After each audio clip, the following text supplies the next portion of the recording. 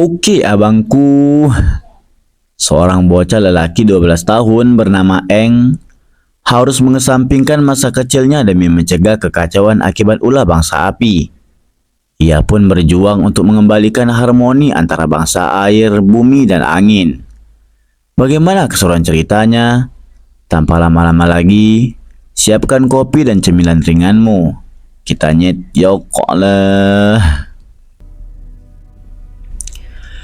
Cerita dimulai dengan seorang anak perempuan pengendali air di desa selatan bernama Katara. Ia dan kakaknya ditinggalkan oleh orang tuanya saat masih kecil. Pada saat itu pengendali api menyerang desa mereka. Kakak Katara sebenarnya kurang setuju jika adiknya melatih keahliannya itu, karena hal ini mengingatkan mereka kepada orang tuanya. Namun Katara justru melatihnya karena ada rasa rindu kepada sosok ibunya. Katara dan kakaknya bertahan hidup dengan cara berburu. Meski kakak Katara sebenarnya bukanlah pemburu yang handal. Namun saat mereka kehilangan jejak hewan buruannya, tampaklah semacam cahaya yang muncul dari bawah es salju. Sehingga kakak Katara tertarik untuk memeriksanya. Kemudian sebuah es besar berbentuk bola keluar dari sana.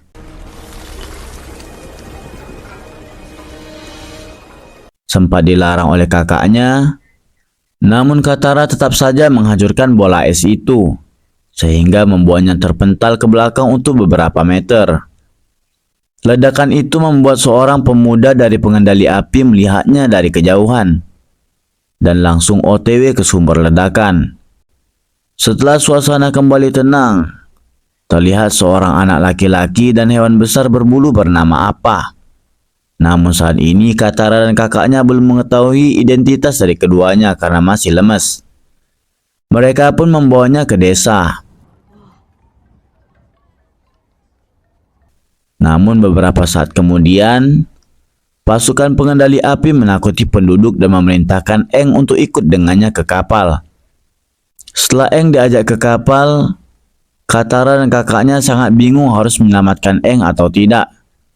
Sebelum terlihat seekor apa kendaraan Eng ternyata dapat terbang.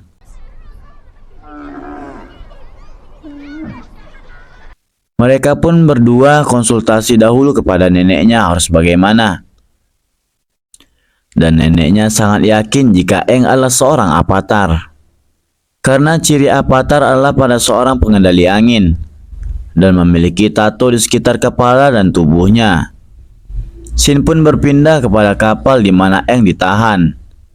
Dua orang pria tengah menguji kebenaran avatar Eng.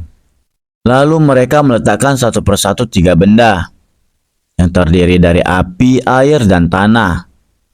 Setelah mereka mengetahui identitas Eng, mereka berencana akan membawa Eng ke negara api milik mereka.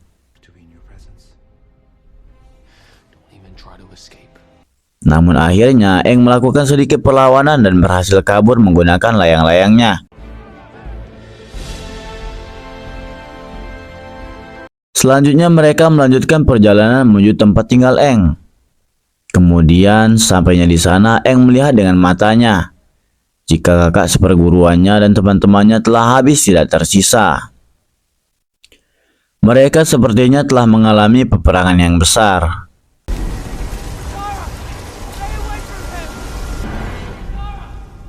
Hal itu membuat Eng mengeluarkan emosinya, yang berakibat angin di sekitarnya menjadi lebih intens dan kuat. Setelah semuanya telah selesai, mereka memasang tenda untuk sekedar beristirahat di sana. Namun ternyata ketenangan itu tidak bertahan lama. Eng, Katara, dan kakaknya disergap oleh kelompok dari pengendali api yang berpakaian serba hitam. Hal ini disebabkan mereka terkena batu kecil yang mungkin dikendalikan oleh Eng. Katara sempat terkejut mendengar pernyataan orang-orang itu sebelum menyatakan pembelaannya kepada Eng.